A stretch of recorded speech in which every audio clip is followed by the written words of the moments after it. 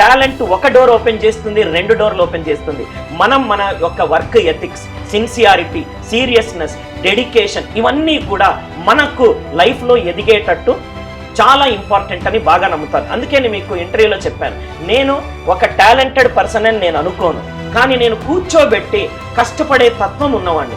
నేను వచ్చింది ఒక లేబర్ ఫ్యామిలీ నుంచి, అంటే మా నాన్న అలవాటు చేసింది కష్టపడితేనే మన ఇల్లు గడుస్తుంది అనేది. నేను ఏ స్థాయికి వెళ్ళినా నా పిల్లలకు నేను అదే అలవాటు చేస్తాను, మా ఇంట్లోనూ నేను అదే ఒక కోర్ పాయింట్గా ఉంటాను. పొద్దున్న లేవడం, కష్టపడడం, ఇంటికి రావడం, అదే ఒక fundamental principal madam. Right? Success, money, power, fame, position ఇవన్నీ మెటీరియలిస్టిక్ హ్యాపీనెస్ మేడం. వెళ్ళేటప్పుడు హుషారుగా ఆఫీస్కి వెళ్ళాలి, ఇంటికి వచ్చేటప్పుడు ఒక ఆత్మ సంతృప్తితోటి ఈ రోజు రైట్ చాలా బాగా జరిగిందని పండుకోవాలి.